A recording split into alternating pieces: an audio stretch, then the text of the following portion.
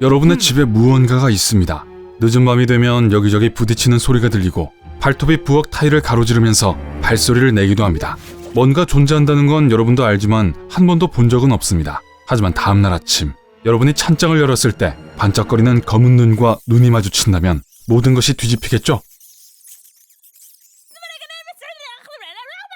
이젠 사실이 되었네요. 여러분의 집에는 쥐가 있습니다. 게다가 제멋대로 찬장에 있는 간식을 다 먹어버렸네요. 그리고 쥐가 요리사 모자를 쓰고 있는 건 픽사 영화에서나 가능한 일입니다. 여러분의 첫 번째 본능적인 행동은 빗자루로 쥐를 잡거나 또는 식탁 위에 올라가서 비명을 지르는 것일 겁니다. 비록 그러한 반응이 당시에는 적절하다고 느껴질 수도 있지만 그러한 반응은 원치 않는 손님이 여러분의 집을 영원히 떠나게 만드는 데는 도움이 되지 않습니다. 그렇다면 여러분의 집에서 털북숭이 침입자를 발견한 후에는 무엇을 해야 할까요? 우선 첫 번째 단계로 할 것은 쥐가 어떻게 그리고 애초에 왜 들어왔는지를 알아내는 것입니다. 집으로 들어오는 일은 쥐에게 전혀 어려운 일이 아닙니다. 쥐는 접히는 뼈를 가지고 있고 상어처럼 대부분의 뼈가 연골로 되어 있다는 말을 들어보셨을 수도 있습니다. 비록 그게 멋지기는 하지만 안타깝게도 사실이 아닙니다. 설치류의 뼈는 다른 포유동물처럼 단단하며 필요시마다 골격을 재배열하게 해주는 비밀스러운 관절이 있는 것도 아닙니다. 대신 쥐들의 어깨뼈는 상대적으로 두개골의 크기에 비해 굉장히 좁습니다.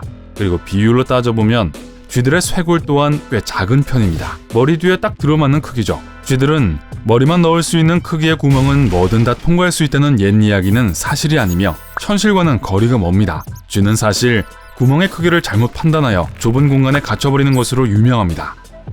하지만 대부분의 경우 좁은 공간을 비집고 통과하는데 꽤 능숙한 것도 사실이죠. 어느 정도의 공간이 필요한지는 종마다 다르며 심지어 개인적인 차이도 있습니다. 하지만 일반적으로는 23mm 정도의 틈이 있으면 쥐는 충분히 지나갈 수 있습니다. 그리고 훨씬 작은 생쥐의 경우 6.4mm의 크기의 구멍까지 지나다닐 수 있습니다. 이런 능력은 쥐가 굴을 파는 포유류라는 특성 때문에 가능한 것입니다. 야생 또는 여러분의 뒷마당에서 쥐들은 보통 지하로 46cm 정도를 파고는 합니다. 하지만 장애물을 피해서 어딘가로 가야 하는 경우에는 훨씬 더 깊이 파기도 하죠. 은닉된 굴을 선호하는 쥐들의 습성은 인간의 보금자리를 침범하는 행동으로 이어집니다. 특히 갈색 쥐들은 여러분의 벽 안에 안락한 공간을 만들고 자리 잡는 걸 무엇보다도 좋아합니다.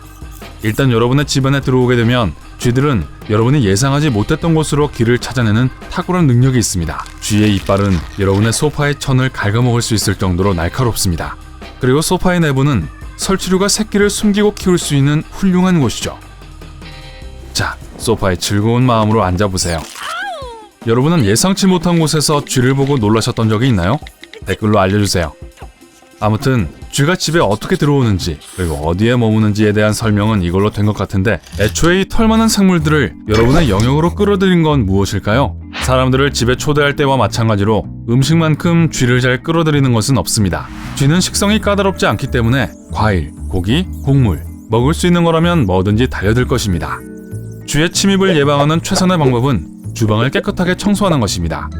그리고 쓰레기통 뚜껑을 확실하게 닫는 것 또한 너구리와 기타 동물들을 끌어들이지 않도록 예방하는 효과적인 방법입니다. 쥐의 기회주의적인 성향 덕분에 쥐는 딱히 가리는 음식이 없습니다. 갈색 쥐, 노르웨이 쥐로도 알려진 이 쥐는 단백질을 굉장히 좋아합니다. 여기에는 견과류부터 고기 찌꺼기, 강아지 또는 고양이 사료까지 포함되어 있죠. 반면 몸집이 작은 검은 쥐들은 비타민C가 풍부한 식단을 선호하며 기회가 있으면 과일을 먹으려고 열심히 노력합니다. 이러한 성향 때문에 검은 쥐는 과일쥐라고 부르기도 합니다. 그리고 쥐의 음식 선호도는 쥐의 행동에 영향을 미치기도 합니다. 두 쥐 모두 높은 곳에 올라갈 수 있는 능력이 있지만 검은 쥐는 수직으로 올라가는 것에 특히 뛰어납니다. 검은 쥐는 주로 다락이나 배관 안에 머무르는 편인데 그래서 지붕쥐라는 두 번째 별명이 있기도 합니다. 갈색 쥐는 지하 또는 건물의 1층을 선호하는 편입니다. 하수구나 오래된 지하철의 터널처럼 어두운 곳에서 숨어있는 녀석들이 이 녀석들이죠. 쥐들의 이름은 사실 약간의 오해의 소지가 있습니다. 검은 쥐가 갈색을 띠기도 하며 갈색 쥐가 검은색을 띠기도 합니다. 마치 곰처럼 말이죠. 그렇기 때문에 쥐의 종을 식별할 때에는 색깔보다 크기나 행동으로 판단하는 것이 더 정확합니다. 성체 검은 쥐는 보통 코끝에서 꼬리의 끝까지 쟀을 때 33에서 36cm 정도 되는 편입니다. 그리고 크기가 훨씬 더 큰 노르웨이 쥐는 길이가 51cm까지 달하는 경우도 있습니다. 정말 큰 쥐네요. 또한 노르웨이 쥐는 사실 노르웨이 태생이 아닙니다. 노르웨이인들에게는 반가운 소식이겠네요. 두 종은 모두 중앙아시아의 스텝 지역으로부터 기원한 것으로 알려져 있습니다. 그로부터 쥐들이 전 세계로 퍼져나간 것이죠. 비록 세상에는 다른 쥐들도 존재하지만 이 구대륙 출신의 쥐들은 적응력이 가장 뛰어난 것으로 알려져 있습니다. 유럽의 탐험가들이 호주와 아메리카 대륙으로 갔을 때 탐험가들은 쥐를 같이 데려갔습니다. 참 고맙네요. 갈색 쥐는 현재 남극 대륙을 제외한 모든 대륙에 서식하고 있습니다. 따라서 지구상에서 가장 널리 퍼져 있는 종 중 하나이기도 합니다. 지금쯤 여러분은 이런 생각이 드실지도 모릅니다. 흥미롭긴 한데 이게 우리 집에서 쥐를 쫓아내는데 무슨 도움이 된다는 거지? 우선 그 문장에서 쥐를 쥐들로 바꾸시는 게 좋으실 겁니다.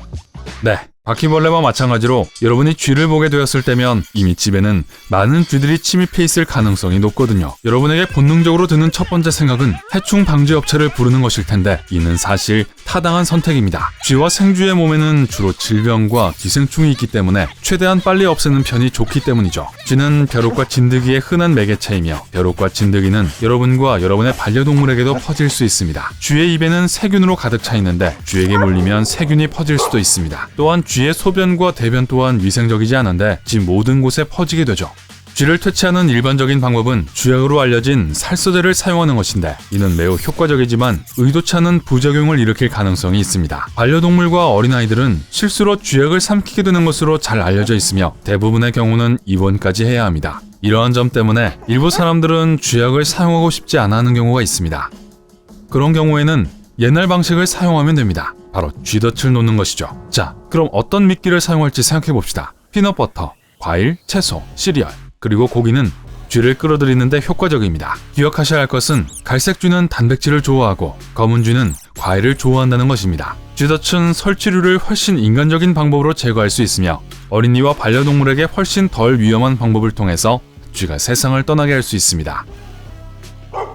하지만 이 방법 또한 불편하시다면 시중에는 덜 폭력적인 대안이 있으니 한번 찾아보세요. 다만 명심하셔야 할 것은 쥐를 산채로 두면 그 나름대로의 문제가 발생한다는 것입니다. 쥐를 집 밖에다가 풀어주는 건 사실상 쥐에게 다시 들어와 달라고 부탁하는 것이고 골목 멀리에서 풀어주는 것 또한 소용이 없습니다. 쥐는 방향 감각이 아주 뛰어나기 때문에 1km가 넘는 거리에서도 집을 찾아올 수 있습니다. 그것도 구글지도 없이 말이에요. 출근할 때 지름길로 가려고 할 때마다 길을 잃어버리는 저로서는 정말 놀라운 사실이네요.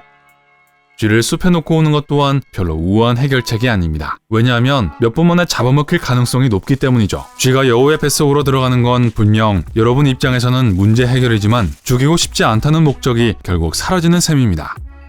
어쨌든 예방하는 것이 치료하는 것보다 낫다는 말도 있듯이 쥐를 집에 들어오지 않도록 예방하면 나중에 처리해야 하는 일도 없어집니다.